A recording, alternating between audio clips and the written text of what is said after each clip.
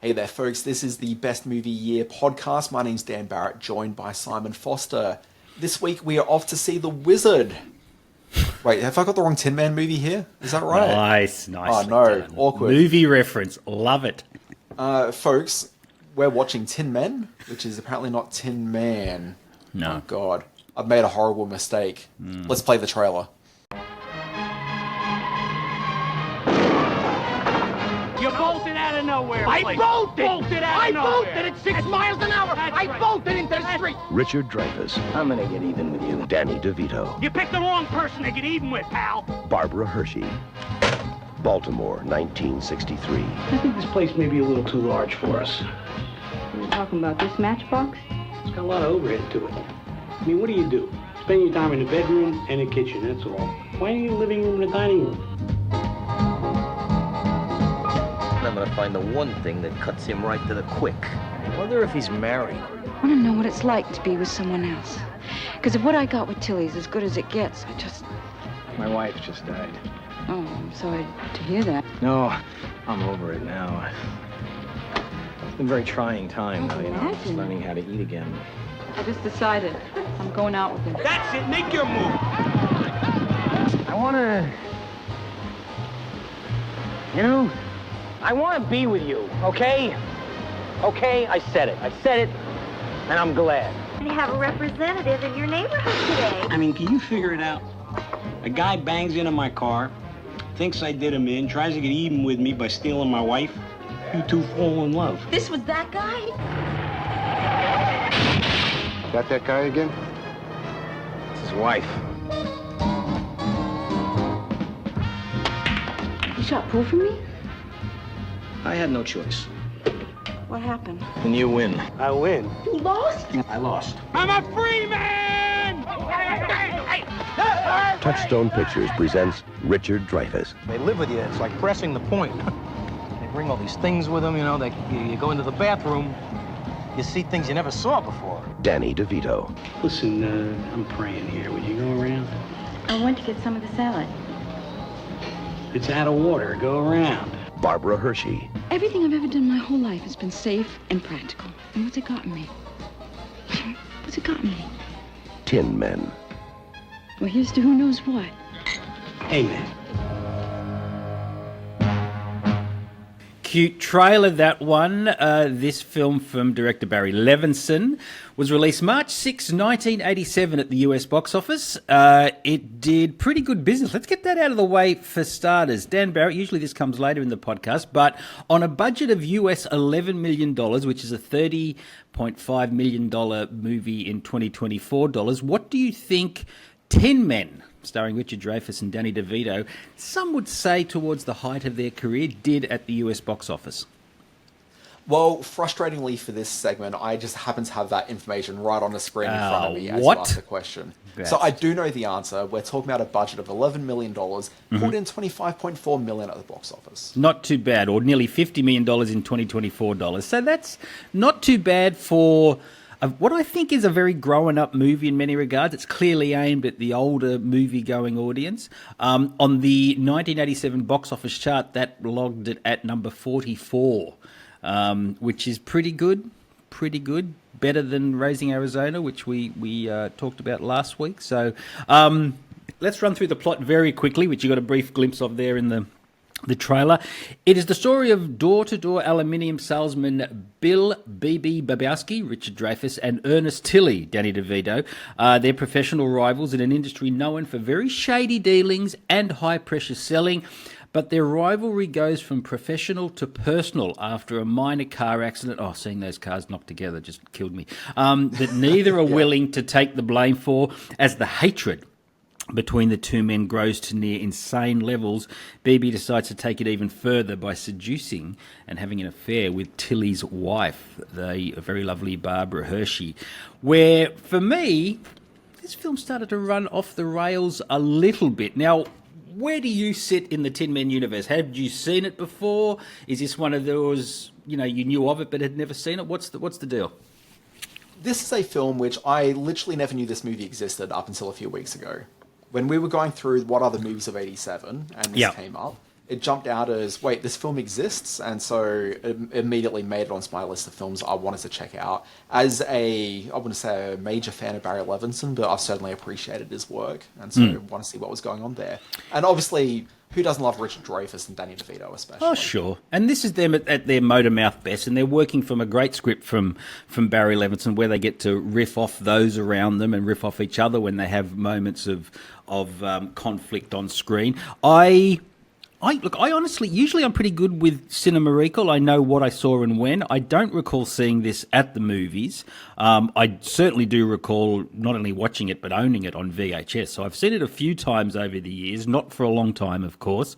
I remember there was a lot of buzz on this film coming out of the US. This was Levinson's sort of first kind of growing up movie after he had made a big impression with Dinah, and a lot of people compared the vibe of this film to Dinah. Dinah was the story of a group of young men who literally sort of get together in a diner every few nights and talk and go through life. It had kind of an American Graffiti vibe to it. It introduced the world to people like Mickey Rourke. Well, do you think that the reason why it's compared so frequently is because there's so many scenes in this movie of men sitting around in a diner having a chat? It's a long shot, probably, I would say. There's something to do with that. Yes, it's true. Yeah. But Dinah was a major critical hit and a surprise commercial hit. So Levinson, who was also doing, really commercial Hollywood stuff like Young Sherlock Holmes, and he'd done The Natural by this point, was back doing what he wanted to do, which was smart, whip-cracking dialogue, and a real sort of examination of a historical time in America which held a lot of optimism, and B, was very sort of run by the patriarchy, and that's what these guys are. They're all alpha males, although in real life, clearly they're not. Yeah, there's one of the things he wanted to explore, Simon, that I think you've probably missed. Uh-oh, what have I missed? Point here. What's that? This is part of his tetralogy of films, which explores his hometown of Baltimore. Ah, okay. So we had Dinah, we had Tin Men, the third one being... Avalon. And Avalon. then Liberty Heights. Yes, Avalon is an incredible achievement that died a terrible death, an expensive death at the box office.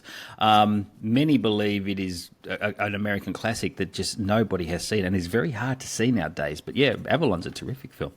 Yeah, I've not seen it, but it's certainly very high on my list right now of films to check out. So... Levinson was on a run. As I say, this is post-Dinah, post-The Natural. It's pre-Rain Man. And the film that came after this was another touchstone film that, he had one of his biggest hits with, and that's Good Morning Vietnam, which we'll be looking at in weeks and weeks' time. That's one of the last films we've got slated for the Best Movie Year podcast. So I think you'll find that the season ends with Good Morning Vietnam. Oh, that is incredible. That is so far away. We can reference that. We can reference this moment when that ever comes around. So this is very much from the Touchstone Films, the Disney studio offshoot that was producing things under the Disney banner, but with a more adult bent to it. Let me get your thoughts on the cast. 1DDV, Danny DeVito. Danny DeVito, he's an American national treasure, obviously. He really is. He really is. Look, I mean... This film only really... Okay, so Tin Men broadly. Can I just offer some thoughts on Tin Men? Yes, please. Let's go. Okay, so Tin Men, I didn't know the movie really at all. Mm-hmm. Okay, and first of all, I think that from just watching the movie, it's amazing how washed out this movie is. The colours are so incredibly muted. If you see the movie poster, okay, that is very much how this movie looks. It's it true. Is so washed out and lacking in vibrancy, and yet... It's the performances in this that really make it feel incredibly vibrant, particularly Danny DeVito. Richard Dreyfus, I usually mostly like in movies. I don't really care for him in this movie at all. Oh. And I think maybe the reason I don't care for him is because all these guys are playing, proper... dicks. The sales guys. Okay? Yeah. Let's be talking about what this actually is. It's a whole bunch of guys that are there to sell you stuff that you don't really want. These are guys that have various plays that they run on the regular because they know they work and trick people into ignoring their sort of greatest sort of human impulses and all in the name of aluminium siding, and it's interesting It's that all in the name of the. It's all in the name of the almighty dollar, Simon. Oh, I'm not there to absolutely, support it the is. aluminium siding. That's a means to an end. This was the boom period for post-war capitalism. This is all set back in the 50s and what rolls into the early 60s. And this was a time when there was money to be made if you had the right spiel, the right shtick. As a salesman of some note from a past life, I can absolutely recognise the smart, fast-talking salesman stereotype that's being played on in this. I can also recognise when the desperation they feel when the industry that they're representing is starting to collapse. As a very successful salesperson in the home video industry, I was there when we flew very high and then sunk very low very quickly, and that is what is going on. Especially in this movie, it's when the government starts cracking down on the scams they're pulling, and that sort of puts them all under the spotlight and their skills into question. So that was a really interesting part of this film. Yeah. So as I said, Richard Dreyfus, I really just didn't care for him in this, but Danny DeVito has so much warmth and heart that he brings to this.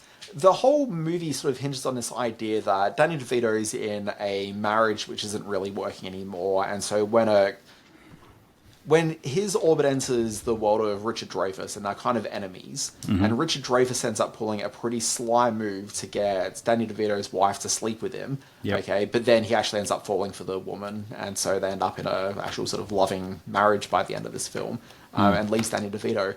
I was watching it thinking, Richard Dreyfus and Barbara Hershey don't really have any sort of proper chemistry on screen at all, because Richard Dreyfuss's chemistry is really only with himself as a proper alpha sales guy. Okay, but anytime that Danny DeVito and Barbara Hershey are on screen, like, the sexual tension and just hotness of it is, like, palpable on screen. It's incredible. It's not long ago you never would have seen a woman in here. You don't have to tell me. How many times did you drop me off and come up here to all hours of the morning? I know. I was just trying to be congenial. I wasn't starting anything. Keep the conversation on a kind of nice, light level. Slight. Yeah, right. So, what's the scoop, Nora? Well, you know, I thought we should really get divorced. Makes sense. You want some more coffee? Yeah, I'll have some. Florence, can we have some more coffee here? I'm busy. Give me a minute.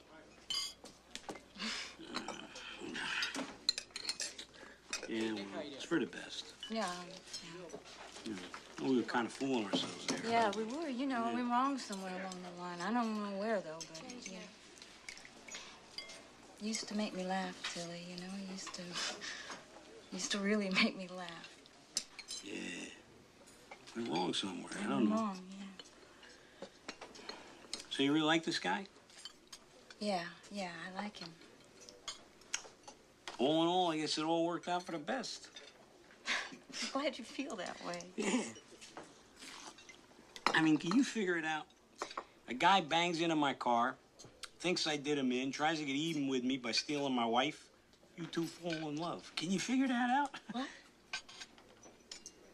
You telling me you didn't know that was the guy? This was that guy? I told you I bumped into another Tin Man. No. He didn't tell me he was a Tin Man. He said he sold baby pictures. It's your life. All I know is this guy's got a bent weather vane. Oh, God, not another Tin Man. He didn't tell you he was the guy that smashed my car? You can't believe this. Nora, are you okay? No, you want me I'm to get not you a okay. bromo seltzer or something?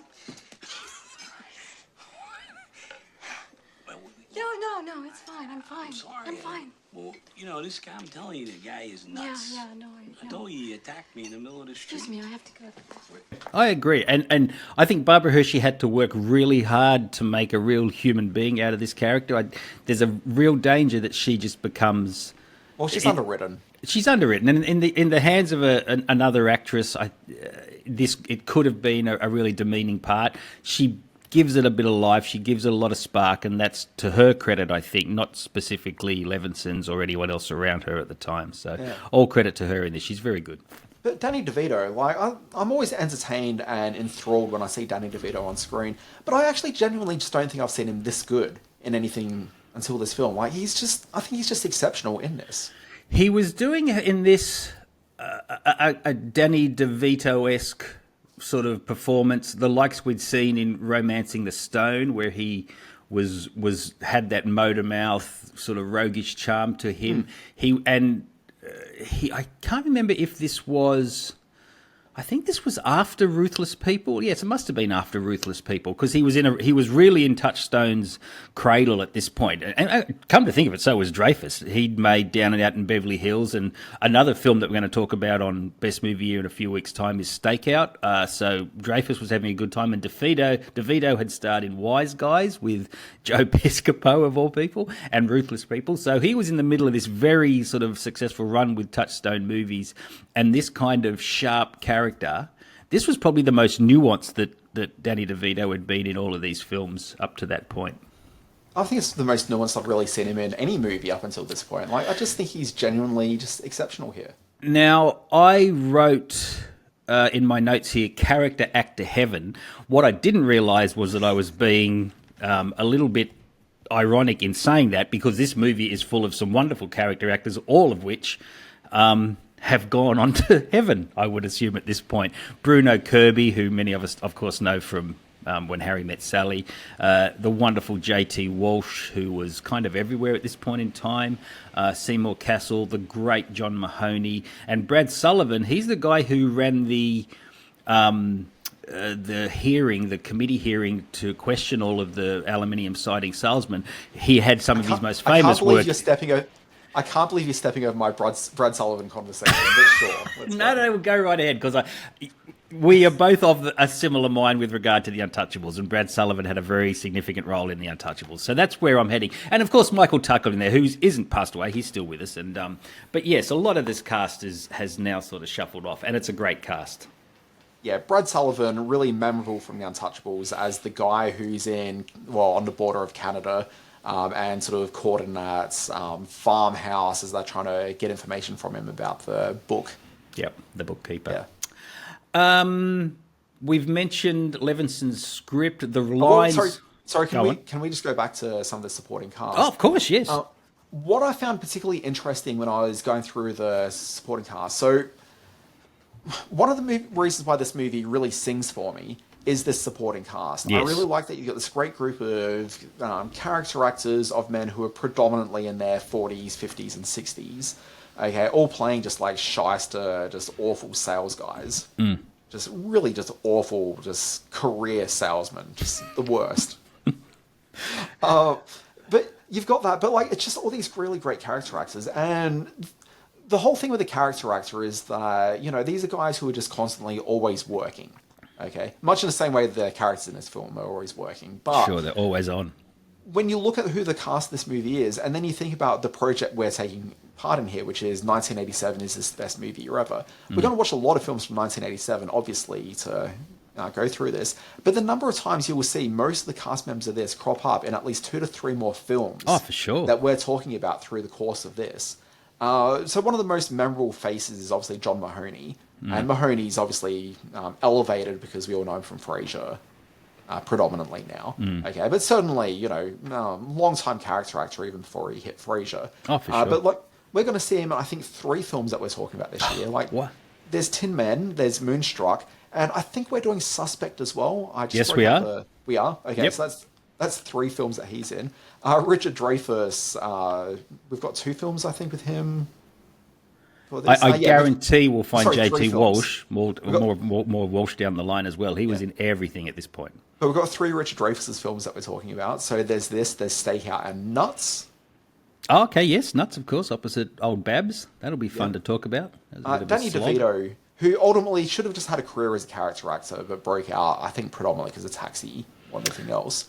And on the back of Romancing the Stone and Ruthless People, that was a 1-2 punch at the box office, which really made people accept Danny.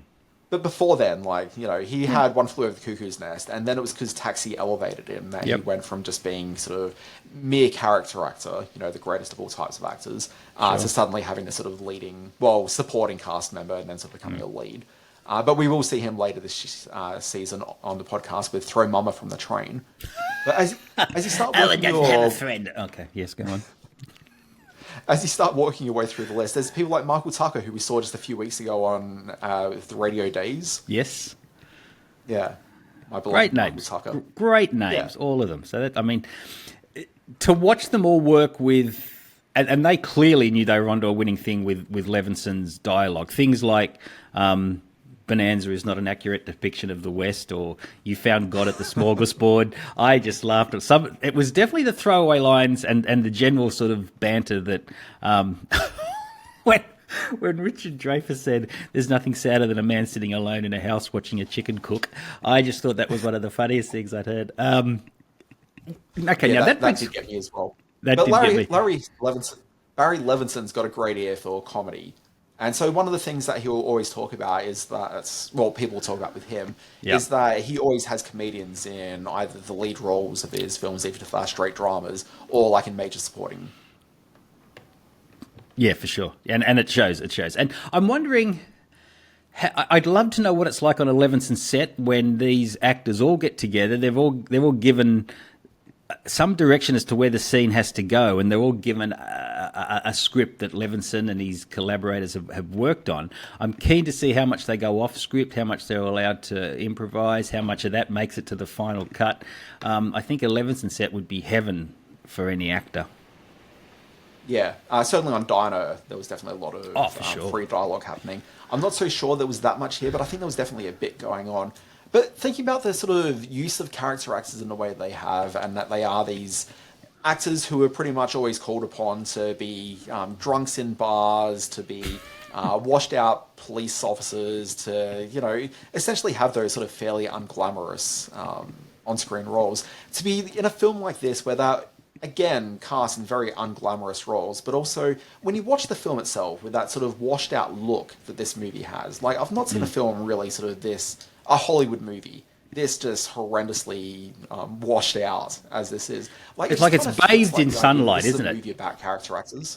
Yeah, I think it's true. Like, I think it's like it's been. I was going to say it's like it's been bathed in sunlight, but then also left out for about like 7 or 8 weeks after you finished washing it. Okay, and it looks then all you just sort of faded. try putting it up and hope that no one's going to notice. Yeah, I think you're absolutely right. I totally agree with Danny DeVito. I hate picnics too. His speech about having to go on a picnic is absolutely spot on.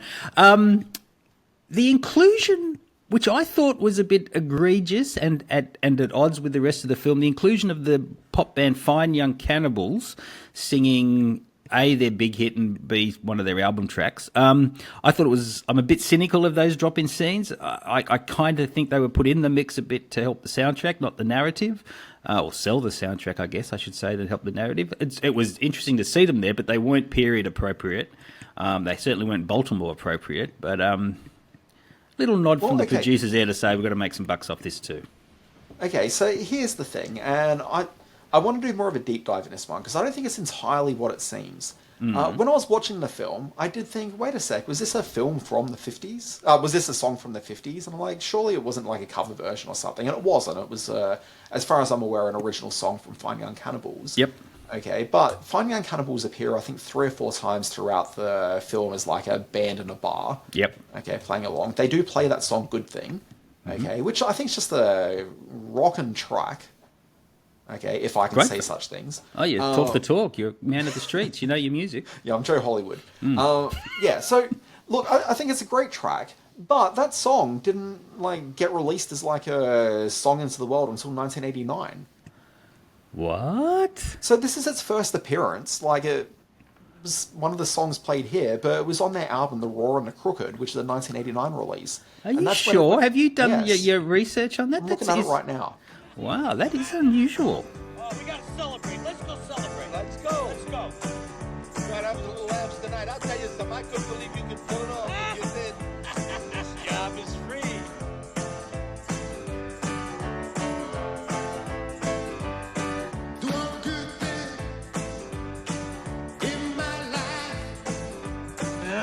To Mrs. Ernest Tilly. Yeah, so the song was their second and final US number 1. Yeah. Okay, topped the Billboard Hot 100 on the 8th of July 1989. Okay, God, Made that's it number well 7 after on the film was released. Yeah. I wonder I'd have to look deeper into that as to what the connection between Disney Touchstone, Fine Young Cannibals. Maybe the producers had some in with the Fine Young Cannibals as to why they would be in the film, but yeah. Honestly, no idea. But it's not one of these cases of, hey, let's, get this, song in here and try to make it a number one. Like, it was years until it broke out. Okay, good research there, Dan Barrett. That's very unlike you. Good for you. Okay, I'm going to say something a little controversial here. Now, this is a film that was generally well reviewed at the time, and we've spoken of this. There's absolutely magic in some of the dialogue and the interaction between the characters, but, and this is a big but, the drama is very slight and doesn't sustain the film for nearly 2 hours. I kept thinking, in fact, at one point at about the 90-minute mark, I said to myself, who exactly am I focusing on here? Whose story is this? Because all three characters had gone through the same sort of banter back and forth.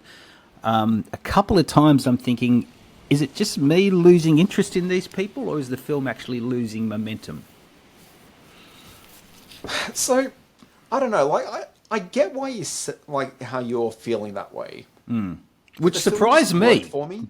Yeah, I get that, and it worked for me when I first saw it. Like I said, I owned it on VHS. I get that it was an important, and I started to question myself: is this sort of a 2024 Simon looking at this and thinking it's just a bit too slight as a drama for me to really engage with it as just a bit of zinging and zipping with the dialogue? So I don't know. It made me question, and this has come up a couple of times in the podcast, films that I revered or loved or watched over and over back in the day, but like Some Kind of Wonderful happened a couple of weeks ago, but which I watch now and go, ooh, there's a few issues that I have here now with maybe a more learned film watcher. And I'm certainly not saying I'm any great scholar or academic with regards to watching films, but there are a couple of things that my film watching experience might have led me down the path, and I've gone, yeah, I can see why this isn't working for me now. Yeah, so look, part of the, I guess, sort of thematic idea of this movie is about these salesmen being taken on a journey whereby they can kind of find like a sense of heart in their lives. Like the whole Tin Man allusion to Wizard of Oz is not a coincidence. Like it's absolutely there, built into this. And yes, they're building they're selling aluminum siding. So like that's clearly the in-story reason for it. But it's absolutely a thing about these two men who are trying to find heart. For Richard Dreyfus, he's someone who is very much sort of orientated around sales and, all the sort of artifice that comes with being involved in that as an industry. Okay, but like he literally in this movie finds love with Danny DeVito's ex-wife. DeVito, I don't think you can say that his character necessarily has like a sense of resolution at all. Not at all, no. He seems to be the same person at the end of this in the car with Dreyfus. I find that Dreyfus... I was going to say, I don't think that he is the same person. I think that in this movie, he's set onto a path, but we don't see his final conclusion. I think we see the beginning of his journey here. But he could only get to this by going on the journey to mirror Richard Dreyfus through his story. And Dreyfus at the end of this, spoiler alert, but he starts to see potential in selling the Volkswagen, the newly imported car, and there's a dealership opportunity opening up. Is he just falling back into the same old salesman mindset? Has he shown no growth overall and is just looking for another sales avenue to go down? It's an interesting... I mean, it's not quite a Bill Murray whispers to Scarjo Hansson. I don't think the point of this movie was ever to say... But, like, the movie wasn't supposed to say that these men are going to have so much of self-awareness by the end of the movie that they're going to see the error of their ways and stop being sales guys. They're sales guys through and through. Sure. But where the movie ends is the two of them in this car, and you know that their future is that they're going to be forever entwined together professionally and possibly selling Volkswagens within the next year or two. Like, that's happening. They don't ever actually verbalize that, which is, I think, very much the credit of this movie. They treats the audience with a lot more respect. Okay. Yes, and that audience in the day, I mean, this was a major release. This was skewed towards an older audience, an audience that appreciated the era in which it was set, the look. Oh my God, we haven't even touched on the set design and the costume design. In fact, we are going to touch on it right now. My MVP for this film is a guy called Russell Goebel. Now, you don't know who Russell Goebel is, but he is one of Hollywood's... Well, Simon, I think you'll find that Russell Goebel... No, I don't know who he is. He was at the point when this film was made, he was arguably Hollywood's best property master. He'd done E.T. and Silkwood and Stand By Me, and it was his job to corral all the beautiful old cars that fill this movie. And there's sequences. In fact, the entire opening sequence, the credit sequence, is that beautiful chrome writing that you saw on the side of the Chevys and the Cadillacs back in the day. And this movie is full of those moments where these cars just light up the screen. I think that's deliberate in this world of bleached brick and concrete and where they live and work. These cars were sort of the ultimate goal, and Goebel captures that beautifully. Yeah. Can I offer my MVP? Go for it. This is going to be controversial, Simon. I bet. Okay, hold yourself in. My MVP in this movie is actually the Fine Young Cannibals. Wow. You thought that added that much to the movie? It actually really did. So, because again, I think this movie is literally at the very core of it just about heart and about finding heart. Okay, this movie comes to life repeatedly through the film whenever they're in bars and you hear the Finding a Cannibals in the background, like, playing their tracks. It's... The film, really just comes to life and becomes incredibly vibrant and really joyous every time that you hear that band playing in the background. And the film kind of needs that, because so much about this movie is these characters being kicked in the teeth, okay, either through their own actions or through the actions of others, that you kind of need these moments of levity in order for them to actually be able to... For you to be able to look at these characters and say that these characters have anything in their future other than just a really sad, depressive suicide alone in a room somewhere. Jeez, okay, keep it light. But that's kind of what the thing is. These are some pretty dark lives being led by the characters with very little happening. But when they're in these bars, when you hear the music sort of pumping in the backgrounds, it kind of feels like there's actually joy and vibrancy in their world. All right, I am going to I have this moment of recall, which I didn't write this down, but I wanted to ask you about it.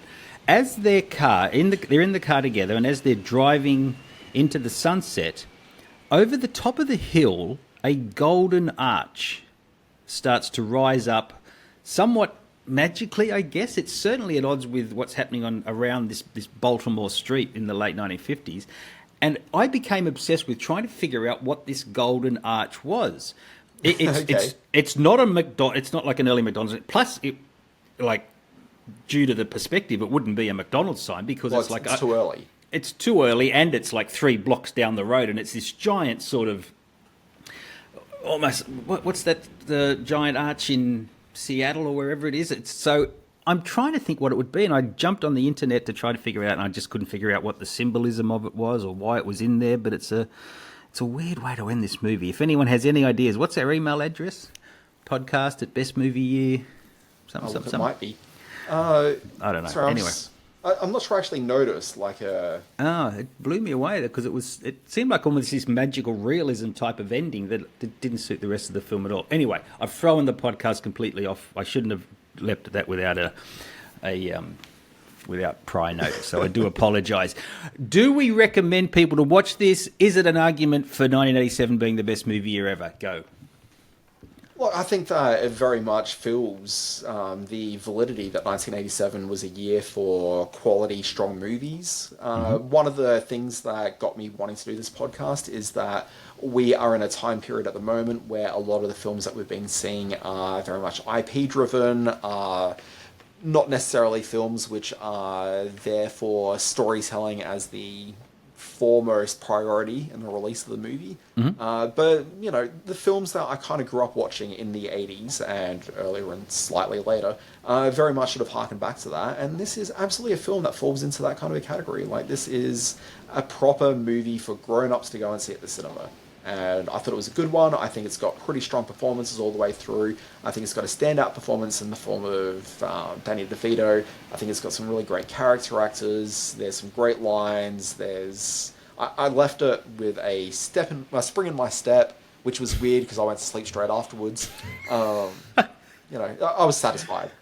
I will read to you exactly what I wrote. It speaks to a time when growing up films like this were a big deal at the movies. So that absolutely echoes what you say.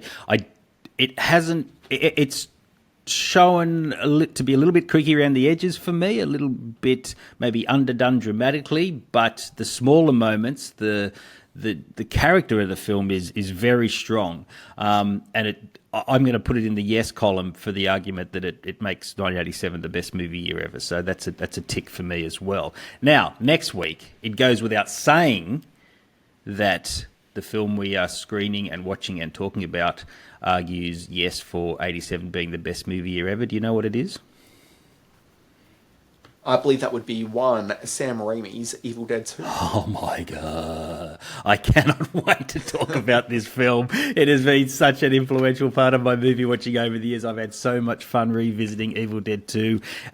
You need to get excited about next week's podcast, people. It is going to be a fire and brimstone sort of chat about the great Evil Dead 2. Thank you, Dan Barrett. Before we finish up, this movie, Tim, man, where did you watch it? I had the DVD. I watched it on DVD, which surprised me. I had to go and dig it out from the garden shed, but I had it on DVD, still in the plastic, similar to what I went through with Lethal Weapon a few weeks back. But I do know it is available on Disney Plus here in Australia, at least. Yeah, correct. Okay. Is that where you watched it? Yeah, sure. Good. Was it a good copy? Some of the Disney Plus stuff has copped a bit of flack for it being a stretched out widescreen version, or a bit grainy, or... It was very late at night time and I didn't notice. Yes, we should point out to the listening audience that I was ready to record this last week, and a certain person who said, let's record this last week, nodded off during the film. So he's made up for it with this podcast. You know what? When I spoke to you, I said I fell asleep in the movie about 40 minutes in. I pressed play on the movie and I got about 10 minutes in. I was like, I've watched like 6 minutes of this movie and I fell asleep. Lord, yes. Yeah, and it's not because of the movie. It was just literally... Clearly not. No, you enjoyed it. Because you're an old man with your hot water bottle on the couch. All right, mate. I won't fall asleep in a movie as long as I started at 10 a.m. in the morning. I'm exactly the same. I've realised that now, that I can't put a movie on between 2 and 6 in the afternoon because I just fall asleep, no matter what it is. Okay. All right. Thank you, mate. Okay. Well, this has been the Best Movie Year. You can find us at bestmovieyear.com.